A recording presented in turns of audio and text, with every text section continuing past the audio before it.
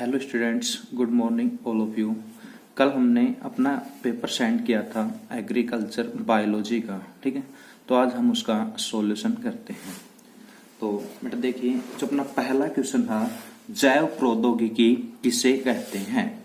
जैव प्रौद्योगिकी है वो किसे कहा जाता है। ये जैव प्रौद्योगिकी क्या होती है। जैव प्रौद्योगिकी है वो जैविक कारकों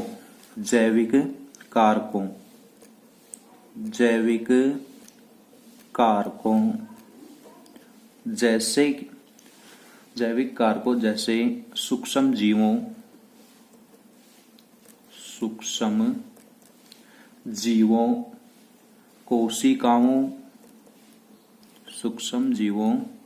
कोशिकाओं और उनके अवयवों के नियंत्रित उपयोग से मानव उपयोगी उत्पादों या सेवाओं के उत्पादन को ही क्या कहते हैं, जैव प्रौद्योगिकी कहते हैं। जैविक कारकों जैसे सूक्ष्म जीवों, कोशिकाओं तथा उनके अवयवों के उपयोग से मानव उपयोगी उत्पाद जो बनाते हैं और मानव उपयोगी उत्पाद बनाने की जो क्रिया है उसे ही जैव प्रौद्योगिकी के नाम से जानते हैं।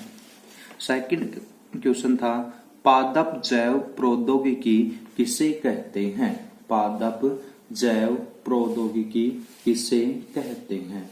देखिए, ये तो था जैव प्रौद्योगिकी किसे कहते हैं, जिसके अंदर सूक्ष्म जीव, कोशिका है, कुछ पादप की भी आ सकती है और जीवों की भी हो सकती है, लेकिन यहाँ पर है पादप जैव प्रौद्योगिकी। सेकंड क्वेश्चन, पादप जैव प्रौद्योगिकी किसे कहा जाता है। ठीक है, देखो, जब जैव प्रौद्योगिकी का उपयोग पौधों में आनुवांशिक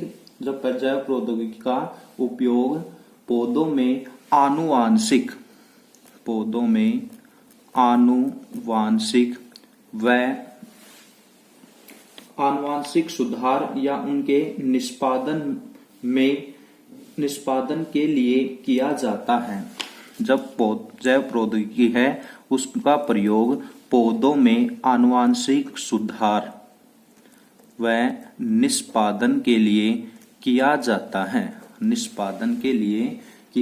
है, तो उसे पादप जैव प्रौद्योगिकी कहते हैं। ठीक है। थर्ड क्वेश्चन देखो, पीसीआर की खोजकर्ता कौन थे। बेटा, जो पीसीआर है पॉलीमरेज चेन रिएक्शन। पॉलीमरेज जो चेन रिएक्शन है, इसकी जो खोज है वो कैरी मूलिस के द्वारा 1983 में की गई थी। कैरी मूलिस के द्वारा सन 1983 में की गई थी। नेक्स्ट क्वेश्चन है, प्रथम बार सफल पुनर्योगज डीएनए। प्रथम बार सफल पुनर्योगज डीएनए। प्रथम बार सफल पुनर्योगज डीएनए जीव किसने व कब बनाया था। तो प्रथम बार सफल पुनर्योगज डीएनए तो है ये स्टैनले होल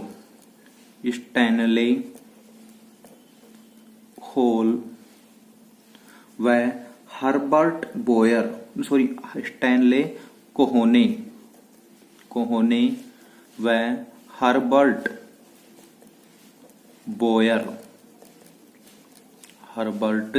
बोयर के द्वारा बनाया गया था। ठीक है।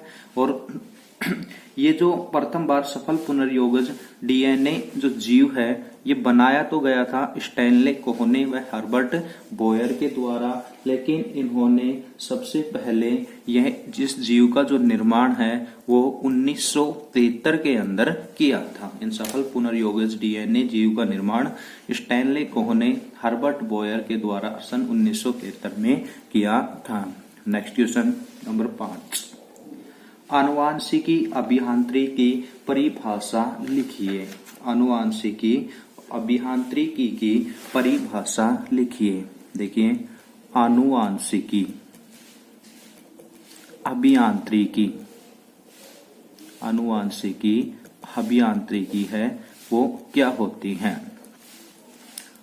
जब किसी जीव में लैंगिक प्रजनन के अलावा, जब किसी जीव में लैंगिक प्रजनन के अलावा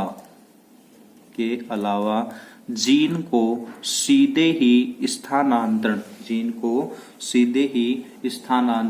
करने की जो क्रिया है, जीन को सीधे जीवों के अंदर स्थानांतरण करने की जो क्रिया है उसे ही आनुवांशिकी अभियांत्रिकी कहते हैं। जैसे कह सकते हैं किसी जीव में लैंगिक प्रजनन के अलावा सीधे ही जीन का स्थानांतरण है वो आनुवांशिकी अभियांत्रिकी कहलाता है। ठीक है, नेक्स्ट क्वेश्चन नंबर 6, जंतु व पादप वाहकों के नाम लिखिए। जंतु व पादप वाहकों के नाम लिखिए। तो सबसे पहले है जंतु वाहक। तो जंतु वाहक यानी जंतुओं के अंदर वांछित जीन के स्थानांतरण के लिए किन वाहकों का प्रयोग किया जाता है? तो ई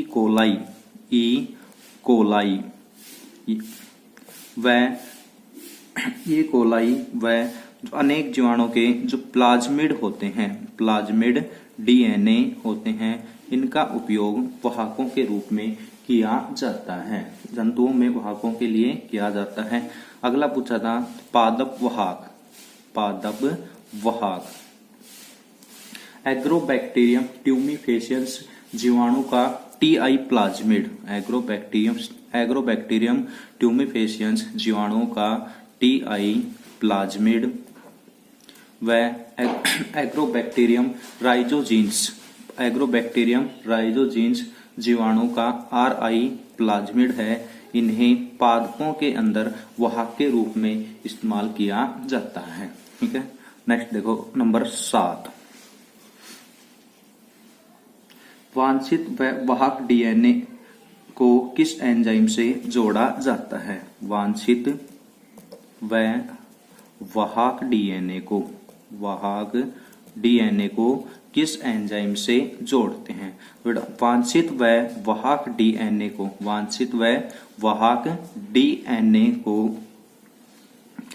डीएनए लाइगेज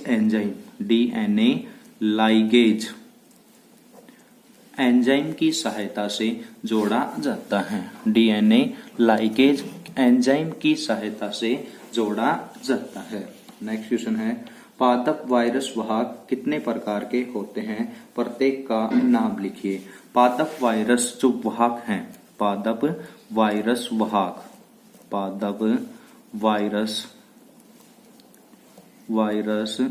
वाहक ये 2 प्रकार के होते हैं। ठीक है, एक तो है आरएनए और डीएनए वायरस वाहक, आरएनए वायरस वाहक और डीएनए वायरस वाहक। वे वायरस वाहक जिनमें आनुवांशिक पदार्थ आरएनए होता है उन्हें आरएनए वायरस वाहक, तथा वे वायरस वाहक जिनमें आनुवांशिक पदार्थ डीएनए होता है वो डीएनए वायरस वाहक कहलाते हैं। आरएनए वायरस वाहक भी 2 प्रकार के होते हैं, टीएमवी तंबाकू मोजेक वायरस व बीएमवी ब्रोम मोजेक वायरस। ठीक है, डीएनए वायरस वाहक भी 2 प्रकार के होते हैं जिनका उपयोग पादपों में जीन स्थानांतरण के लिए किया जाता है। ठीक है, तो नंबर 1 कोलिमो या फूल गोभी मोजेक वायरस। ठीक है, कोलिमो वायरस व जेमिनी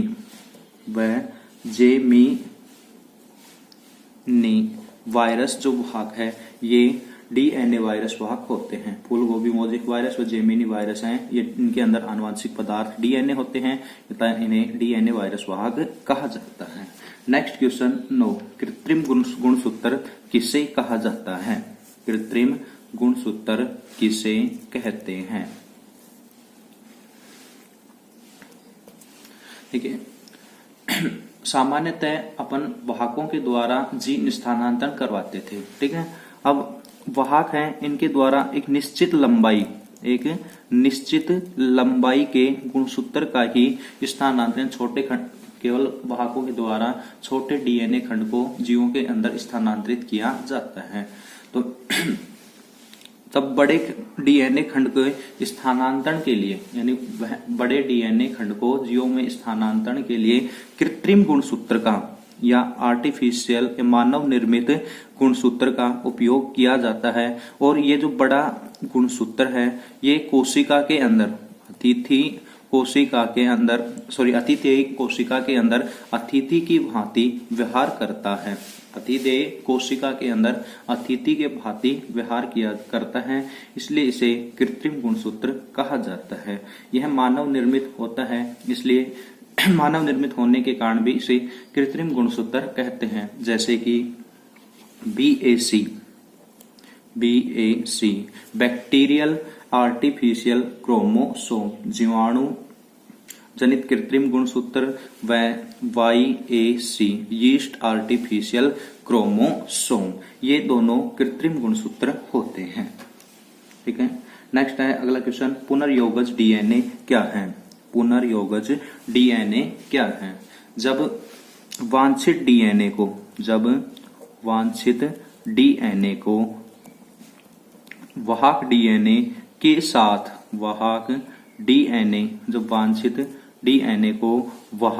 डीएनए के साथ जोड़ा जाता है तो जिस डीएनए का निर्माण होता है उस डीएनए को ही पुनर्योगज डीएनए कहा जाता है। या फिर ऐसे कह सकते हैं कि एक जीव के डीएनए को दूसरे जीव के डीएनए के जोड़ने पर प्राप्त जो डीएनए है वो पुनर्योगज डीएनए कहलाता है। ठीक है, नेक्स्ट देखो, ट्रांसजेनिक पादप व ट्रांसजेनिक जंतु किसे कहा जाता है? ट्रांसजेनिक पादप व ट्रांसजेनिक जंतु है वो किसे कहते हैं? देखिए, जो ट्रांसजेनिक, पहले तो देखते हैं ट्रांसजेनिक जीव क्या होते हैं। ट्रांसजेनिक जीव वे जीव जिनके अंदर वांछित जीन या वांछित डीएनए प्रवेश करवाया जाता है तो वे जो जीव हैं वो ट्रांसजेनिक जीव कहलाते हैं। ऐसे कह सकते हैं वे जीव जिनमें वांछित जीन या डीएनए उपस्थित होता है वो ट्रांसजेनिक जीव कहलाते हैं। ठीक है, तो ये तो हो गए ट्रांसजेनिक जीव। अपन से पूछा है ट्रांसजेनिक पादप व ट्रांसजेनिक जंतु। ठीक है, तो वे पादप जिनके अंदर वांछित जीन या डीएनए उपस्थित होता है तो उन्हें ट्रांसजेनिक पादप कहते हैं, तथा वे जंतु जिनके अंदर वांछित जीन या डीएनए उपस्थित होता है उन जीवों को ट्रांसजेनिक जंतु कहा जाता है। वे जंतु जिनमें वांछित जीन या डीएनए उपस्थित होता है उन जंतुओं को ट्रांसजेनिक जंतु के नाम से जानते हैं। ठीक है, आगे देखो, तो ये तो हो गए अपने 11 क्वेश्चन, छोटे क्वेश्चन थे। उसके बाद आता है 12 क्वेश्चन, प्रतिबंधन एंजाइम क्या है तथा ये कितने प्रकार के होते हैं, वर्णन कीजिए। प्रतिबंधन एंजाइम क्या है तथा ये कितने प्रकार के होते हैं, इनका वर्णन करना है अपने को।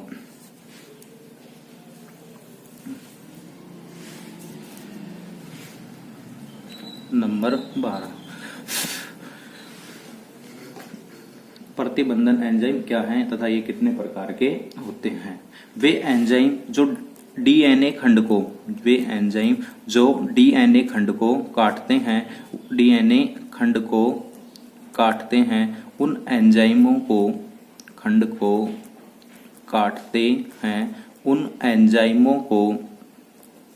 प्रतिबंधन एंजाइम कहा जाता है। उन एंजाइमों को प्रतिबंधन एंजाइम कहा जाता है।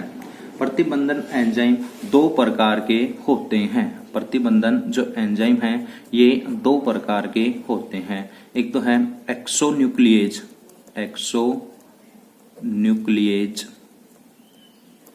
और दूसरा है एंडोन्यूक्लिएज।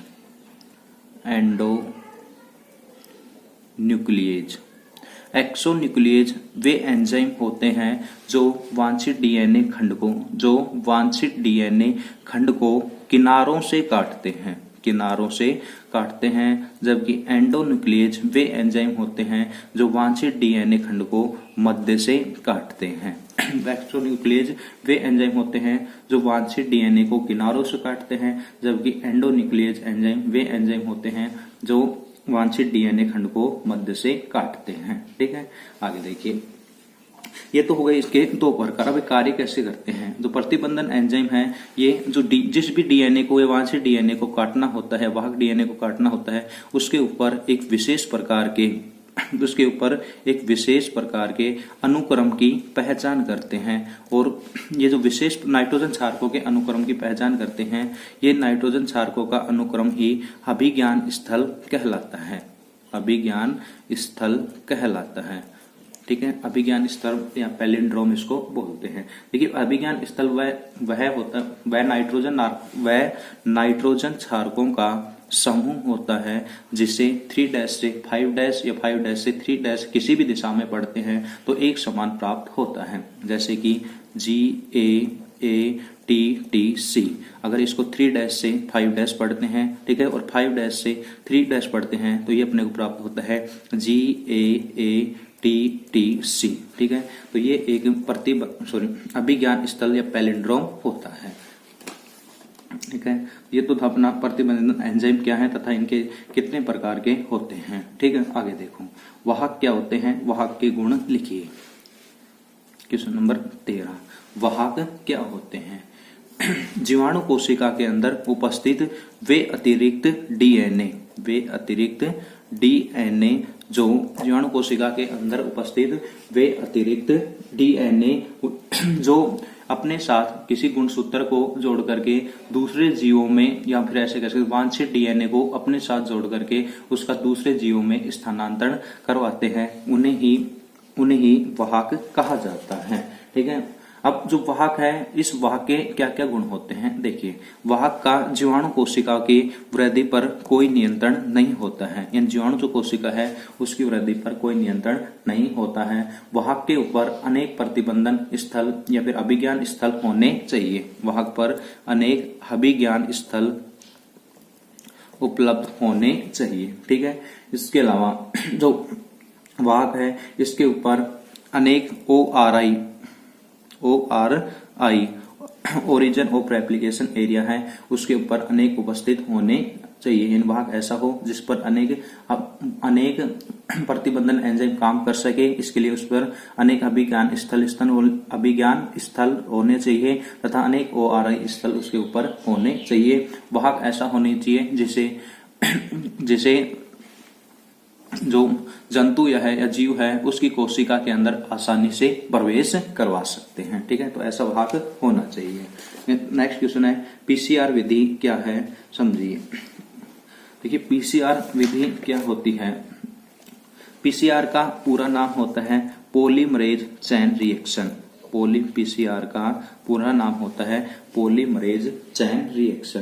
पीसीआर विधि के अंदर बहुत ही कम समय के अंदर पीसीआर विधि के अंदर बहुत ही कम समय के अंदर जो वाहक डीएनए होते हैं, जो वांछित डीएनए होता है, उस वांछित डीएनए की बहुत सी कॉपियां पीसीआर के द्वारा बहुत ही कम समय में वांछित डीएनए की बहुत सी कॉपियां या बहुत सी प्रतियां कुछ ही समय में या कुछ सेकंडों के अंदर, कुछ मिनटों के अंदर बनाई जा सकती हैं। या फिर ऐसे कह सकते हैं, पॉलीमरेज चेन रिएक्शन वह तकनीक होती है जिसमें वांछित डीएनए की बहुत सी कॉपियां, बहुत सी प्रतियां बहुत ही कम समय में बनाई जा सकती हैं। ठीक है, इसके लिए यानी पीसीआर की जो है विधि है, इसके लिए डीएनए पॉलीमरेज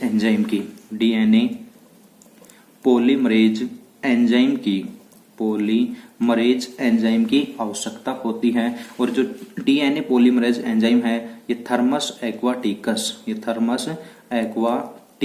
जीवाणु से प्राप्त होता है। डीएनए जो पॉलीमरेज एंजाइम है ये वांछित डीएनए की जो खुली हुई श्रृंखला है, उस खुली हुई श्रृंखला के टेम्पलेट के रूप में उपयोग करके उस पर बहुत ही तेज गति से नाइट्रोजन क्षारकों को जोड़ने का कार्य करता है, जिससे कुछ ही समय में एक जो डीएनए है उस डीएनए की काफी अधिक प्रतियां तैयार हो जाती हैं। ठीक है, लेकिन ये जो डीएनए पॉलीमरेज एंजाइम है ये अत्यधिक ताप पर या अत्यधिक उष्मा देने पर भी इसका अपघटन नहीं होता है। तो इसका अपघटन नहीं होने के कारण जो ये विधि है वो अत्यधिक ताप पर भी संभव होती है। ठीक है, आगे देखो।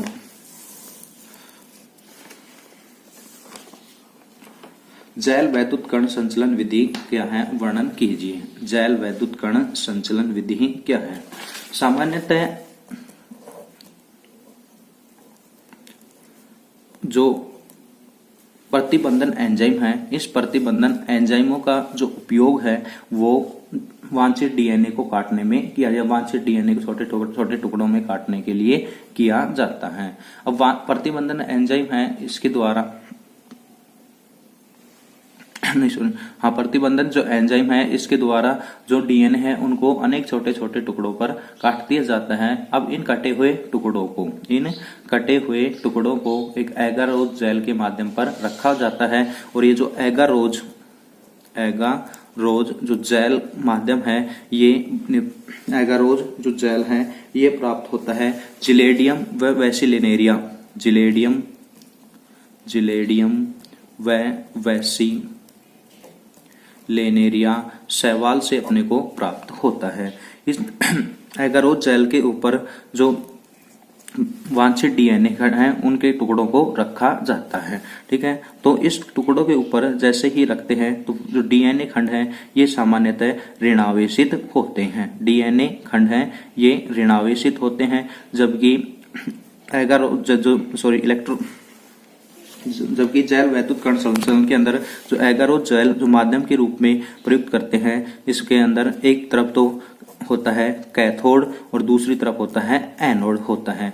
अब ये जो वांछित डीएनए खंड ऋणावेश होने के कारण इनके जो छोटे खंड है वो छोटे खंड एनोड की ओर तेजी से गति करते हैं। इस प्रकार छोटे से बड़े खंड है वो एगारोज जेल माध्यम के ऊपर जमा हो जाते हैं। ठीक है, उसके बाद देखो, अब इनको इथियम ब्रोमाइड की सहायता से इन वांछित डीएनए खंड को अभिरंजित किया जाता है और इसके बाद इन पर पराबैंगनी प्रकाश की किरणें डाल करके पराबैंगनी प्रकाश की किरणें इस पर डालते हैं तो हमें ये नारंगी पट्टिकाओं के रूप में नजर आते हैं। अब इन नारंगी पट्टिकाओं को काट करके अलग कर लेते हैं तथा एगारोज जेल माध्यम को धो करके अलग कर लिया जाता है। तो इस प्रकार से हमें जो वांछित डीएनए है वो प्राप्त हो जाते हैं। ठीक है, तो ये तो था अपना जैल वैद्युत कण संचलन विधि। ठीक है, नेक्स्ट अपना टॉपिक है, नेक्स्ट क्वेश्चन है नंबर 16।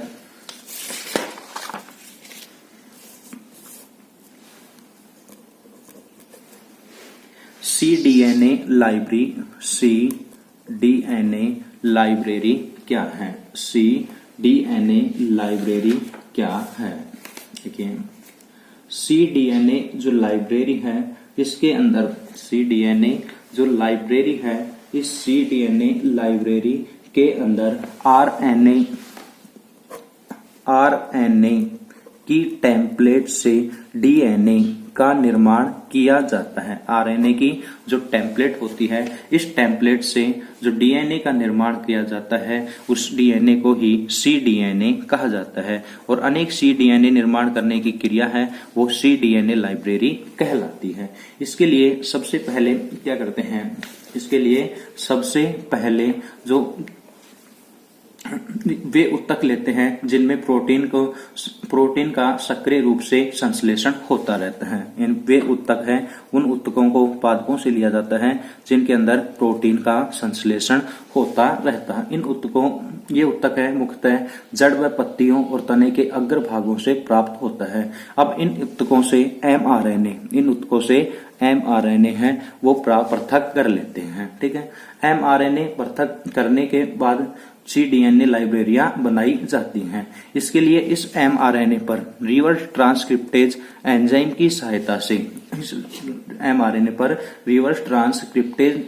की सहायता से जो आरएनए की टेम्पलेट है, इससे इस आरएनए की टेम्पलेट के ऊपर cDNA या फिर जो cDNA है उसकी रज्जुक बनाई जाती है। ठीक है, mRNA के ऊपर रिवर्स ट्रांसक्रिप्टेज जो एंजाइम है वो डीएनए की एक रज्जुक का निर्माण करता है। ठीक है, अब ये जो डीएनए की बनी हुई जो रज्जुक होती है, इस रज्जुक को जल अपघटन के द्वारा अलग कर लिया जाता है। ऊपर तो एमआरएनए की टेम्पलेट है, नीचे डीएनए की बनी है। उप निर्माण रिवर्स ट्रांसक्रिप्टेज एंजाइम की सहायता के द्वारा इसका किया जाता है। उसके बाद इसको यहाँ से पृथक कर लिया जाता है या इसका जल अपघटन करते हैं, जिससे जो एमआरएनए की टेम्पलेट है जिसका जल अपघटन हो जाता है और अपने पास में एक डीएनए की एक सूत्रीय जो रज्जुक है वो बच जाती है। ठीक है, लेकिन अभी अपने पास प्राप्त जो डीएनए है या cDNA है, ये एक सूत्रीय या एक लड़ीय होता है। अब इसको द्विसूत्रीय बनाने के लिए डीएनए पॉलीमरेज एंजाइम का उपयोग किया जाता है। इसको द्विसूत्रीय बनाने के लिए डीएनए पॉलीमरेज एंजाइम का उपयोग किया जाता है। डीएनए पॉलीमरेज एंजाइम है, इस एक सूत्रीय डीएनए के ऊपर तेजी से नाइट्रोजन क्षारकों को जोड़ता है, जिससे कि एक सूत्रीय जो cDNA है, इससे द्विसूत्रीय cDNA प्राप्त होता है। और अब ये बनने वाला द्विसूत्रीय cDNA है, ये क्लोनिंग की क्रिया के लिए तैयार होता है, इसका क्लोन किया जा सकता है और इस प्रकार से जो cDNA लाइब्रेरी बनाई जा सकती है। ठीक है, नहीं तो था क्वेश्चन नंबर 16। नेक्स्ट आता है क्वेश्चन नंबर 17। कृषि क्षेत्र में जैव प्रौद्योगिकी के उपयोग लिखिए। ठीक है, सबसे पहला आता है जैव प्रौद्योगिकी के महत्व या उपयोग के अंदर बीटी कपास।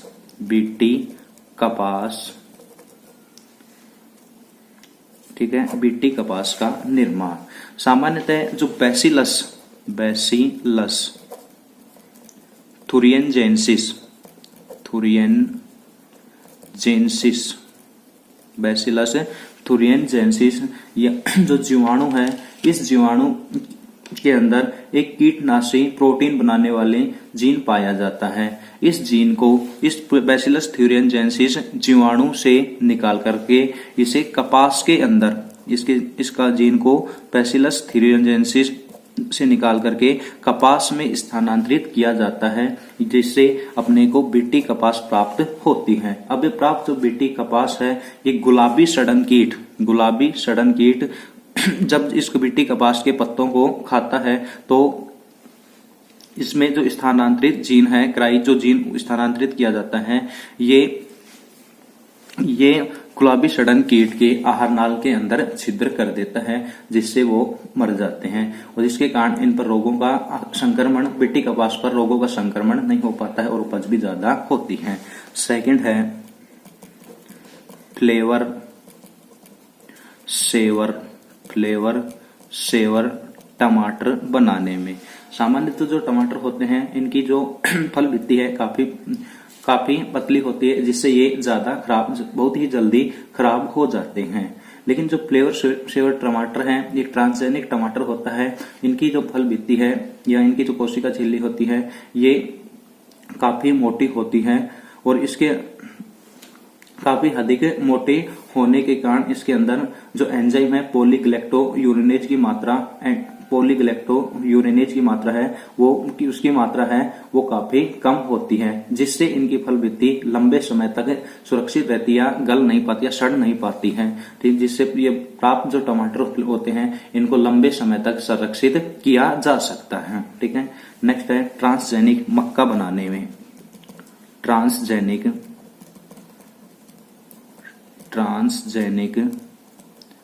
मक्का बनाने में देखिए, जो ट्रांसजेनिक जो मक्का क्या होते हैं, मक्का के अंदर सामान्यतः जो लाइसिन नामक एमिनो अम्ल की अधिकता वाले प्रोटीन उत्पादक जीन को मक्का में स्थानांतरित कर ट्रांसजेनिक मक्का तैयार की जाती है। लाइसिन जो एमिनो अम्ल है, इस लाइसिन एमिनो अम्ल वाले जीनों को मक्का के अंदर स्थानांतरित किया जाता है और वहां जो अपने पास मक्का होती है वो ट्रांसजेनिक मक्का होती है। ठीक है। नेक्स्ट है खरपतवार नंबर 4 खरपतवारनाशी।